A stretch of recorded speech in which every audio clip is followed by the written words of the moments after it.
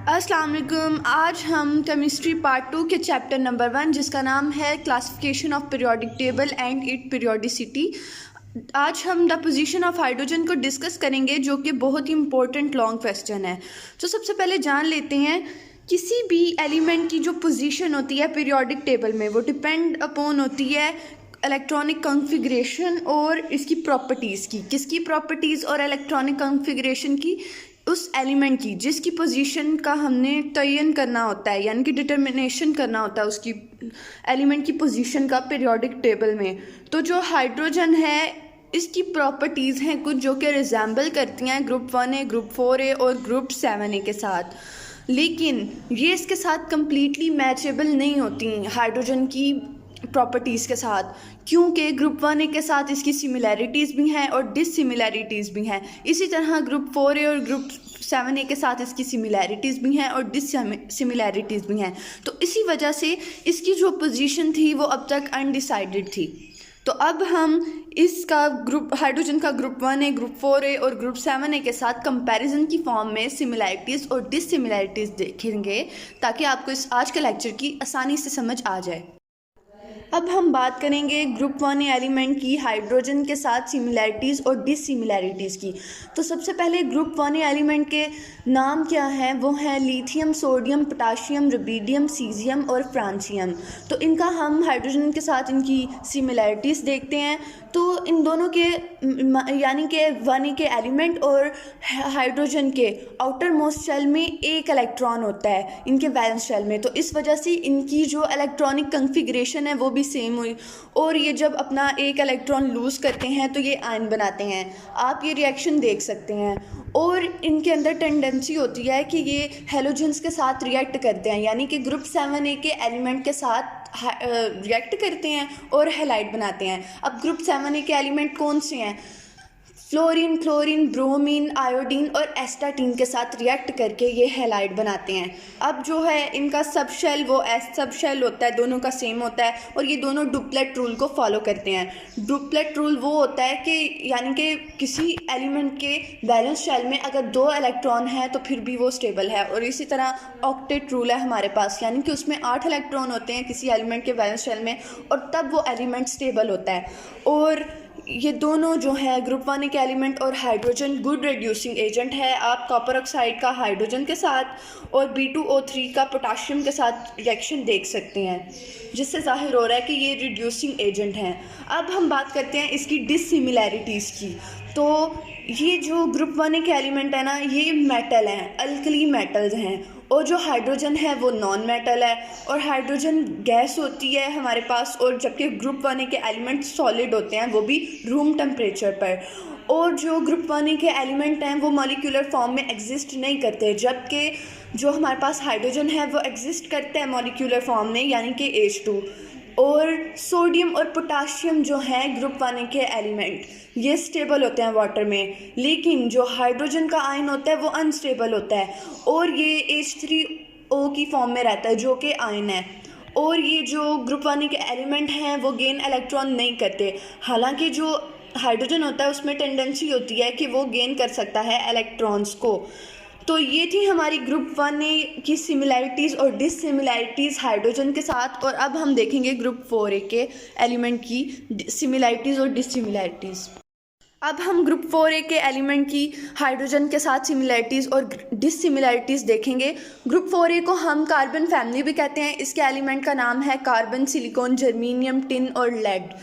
तो सबसे पहले सिमिलैरिटीज़ हैं कि ये दोनों के जो वैलेंस शेल होते हैं ग्रुप 4A के एलिमेंट और हाइड्रोजन, उनके अंदर आधे आधे इलेक्ट्रॉन होते हैं, क्योंकि जो हाइड्रोजन है वो फॉलो करता है डुप्लेट रूल को, यानी कि उसको उसके वैलेंस शेल में 2 इलेक्ट्रॉन होंगे तो फिर वो स्टेबल होगा। और जो 4A है वो फॉलो करता है ऑक्टेट रूल को, और ऑक्टेट रूल में 8 इलेक्ट्रॉन्स की ज़रूरत होती है एलिमेंट को स्टेबल करने के लिए। तो इसमें 4 हैं और उसमें 1 है, यानी कि दोनों हाफ हैं, उनको अपनी स्टेबिलिटी मेंटेन करने के लिए हाफ और इलेक्ट्रॉन चाहिए। तो नेक्स्ट हमारे पास पॉइंट है it combine with other element by hydrogen bonding. Hydrogen bonding का फिनोमेना होता है इन दोनों एलिमेंट्स में। और बोथ शो रिड्यूसिंग प्रॉपर्टी, यानी कि जब कॉपर ऑक्साइड को हमने हाइड्रोजन के साथ रिएक्ट करवाया तो हमारे पास कॉपर और वाटर आया। इसी तरह जब हमने टिन ऑक्साइड को कार्बन के साथ कराया तो रिएक्ट करवाया तो हमारे पास टिन और साथ में कार्बन डाइऑक्साइड आया, और दोनों की जो आयोनाइजेशन एनर्जी होती है और इलेक्ट्रॉन अफिनिटी होती है वो सेम होती है। अब हम बात करते हैं डिसिमिलैरिटीज़ की। तो जो हाइड्रोजन है वो बिलोंग करता है एस ब्लॉक से, और 4e के एलिमेंट बिलोंग करते हैं पी ब्लॉक से। और फिर अगेन जो हमने पीछे किया था 1e की एलिमेंट की डिसिमिलैरिटीज़ में कि हाइड्रोजन रूम टेम्परेचर पे गैस की फॉर्म में एग्जिस्ट करती है, और इसी तरह जो 4a के एलिमेंट हैं, ग्रुप 4a के एलिमेंट, वो रूम टेम्परेचर पे सॉलिड फॉर्म में होते हैं। और जो ग्रुप 4a के एलिमेंट हैं वो कैटिनेशन का फिनोमेना परफॉर्म करते हैं। हमने पढ़ा है कि कार्बन जो है वो कैटिनेशन यानी कि आइडेंटिकल एटम की लंबी सी चेन बनाती है, और उस फिनोमेना को हम कहते हैं कैटिनेशन। लेकिन जो हाइड्रोजन है वो कैटिनेशन का फिनोमेना परफॉर्म नहीं करता, और जो हाइड्रोजन है वो फॉलो करता है डुप्लेट रूल को, और जो ग्रुप 4a के एलिमेंट हैं वो ऑक्टेट रूल को फॉलो करते हैं। तो ये भी इनमें डिसिमिलैरिटीज़ आ गई। अब हमारे पास ग्रुप 7a के एलिमेंट की सिमिलैरिटीज़ और डिसिमिलैरिटीज़ हैं हाइड्रोजन के साथ। तो जो ग्रुप 7a के एलिमेंट हैं इनको हम हैलोजन फैमिली कहते हैं। इस ग्रुप के मेंबर्स का नाम है फ्लोरीन, क्लोरीन, ब्रोमीन, आयोडीन और एस्टाटीन।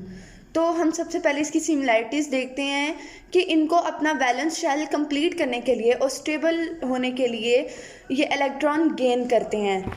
ये देखें, हाइड्रोजन ने एक इलेक्ट्रॉन को गेन किया तो इसने हाइड्राइड आयन बनाया। इसी तरह एक्स को हम रिप्रेजेंट करते हैं हैलोजेंस के लिए। तो जब एक्स ने अपना एक इलेक्ट्रॉन गेन किया तो इसने हैलाइड आयन बना लिए, और ये ट्रूली सेंस में नॉन मेटल होते हैं। और हाइड्रोजन भी गैस होती है, जिस तरह फ्लोरीन और क्लोरीन भी हमारे पास गैस है 7a ग्रुप के एलिमेंट्स में, और ये मॉलिक्यूलर फॉर्म में एग्जिस्ट करती हैं। H2 भी एग्जिस्ट करता है नेचर में, F2, Cl2 और Br2 भी। अब हम इसकी डिसिमिलैरिटीज़ देख लेते हैं कि जो हमारे पास हाइड्रोजन है उसके वैलेंस शेल में एक इलेक्ट्रॉन होता है, लेकिन जो ग्रुप 7a के एलिमेंट हैं उनके वैलेंस शेल में 7 इलेक्ट्रॉन होते हैं। और इसी तरह जो हाइड्रोजन है वो लूज़ कर सकता है इलेक्ट्रॉन, लेकिन ये लूज़ नहीं करते, ये सिर्फ गेन करते हैं। और जो 7a के एलिमेंट हैं वो p ब्लॉक से बिलोंग करते हैं, जिस तरह के 4a के एलिमेंट कर रहे थे।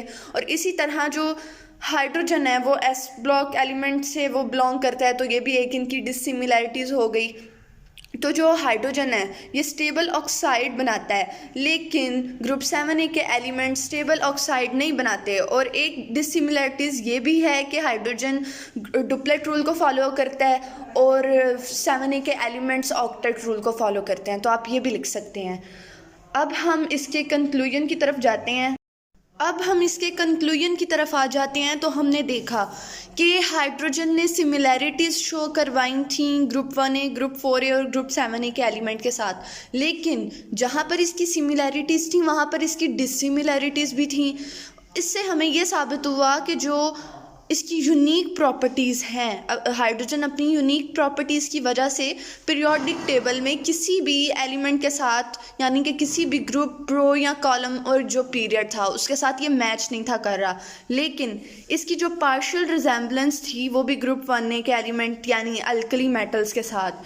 फिर उसकी बना पर जो केमिस्ट थे उन्होंने इसको प्लेस किया था ग्रुप 1a के एलिमेंट्स के टॉप पर। तो इस वजह से जो हमारे पास पोजीशन थी हाइड्रोजन की वो डिक्लेयर की गई। आई होप कि आपको आज के लेक्चर की समझ आ गई होगी। इसी तरह की यूज़फुल वीडियोस के लिए मेरे चैनल को लाइक, सब्सक्राइब और शेयर करें। अल्लाह हाफिज़।